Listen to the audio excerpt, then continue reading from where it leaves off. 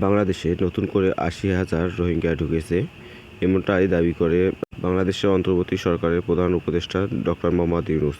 গত ১৮ ডিসেম্বর মিশরের কায়রোতে মালয়েশিয়ার হায়ার এডুকেশন মন্ত্রী ডক্টর জাবরি আবদুল কাদিরের সঙ্গে এক বৈঠকে তিনি এমনটাই বলেন।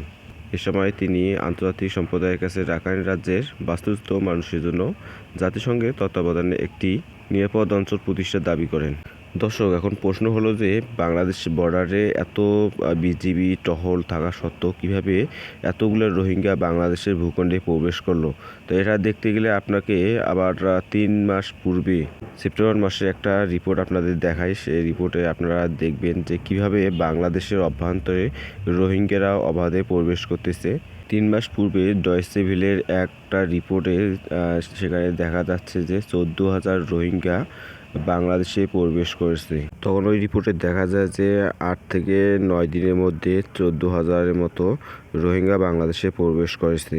এক্ষেত্রে তারা সীমান্তে ৩০টি পয়েন্ট দিয়ে বাংলাদেশে প্রবেশ করে। রিপোর্টে আরও বলা হয় যে ৬০ থেকে ৭০,০০০ রোহিঙ্গা বাংলাদেশের সীমান্তে প্রবেশের অপেক্ষায় রয়েছে।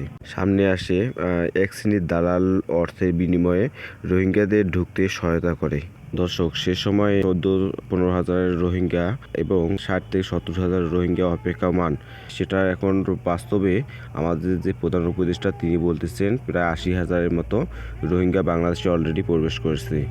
দর্শক, এমনিতেই বাংলাদেশে এখন পর্যন্ত ১১ থেকে ১২ লক্ষর মতো রোহিঙ্গা প্রবেশ করেছে। বাংলাদেশ একটি ছোট দেশ এবং অর্থনৈতিক দিক দিয়ে অনেকটা দুর্বল। সেই ক্ষেত্রে এতগুলো রোহিঙ্গা প্রবেশ করা এবং সেগুলোর ভার বহন করা বাংলাদেশের পক্ষে সম্ভব হবে না, অনেকটা চাপের মধ্যেই পড়তে হবে।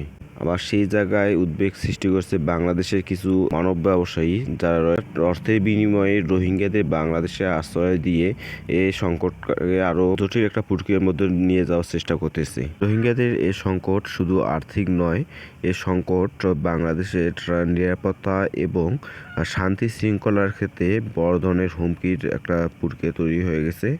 এখানে একটি বিষয়, সেটা হলো যে বাংলাদেশের মানুষ কেন এই কাজটা করবে, কেন তারা তাদের নিজেদের দেশের নিরাপত্তার জন্য হুমকি তৈরি করে, এমন পদক্ষেপ তারা কেন নেবে। মূলত আর্থিক এই বিষয়গুলো আমরা কেন পরিহার করতে পারি না, সেটাই এখন প্রশ্ন। বাংলাদেশের নিরাপত্তার দায়িত্বে যারা আছেন তারা কেন এই জিনিসটা প্রতিরোধ করতে পারছেন না, সেটাই ভাবার বিষয়।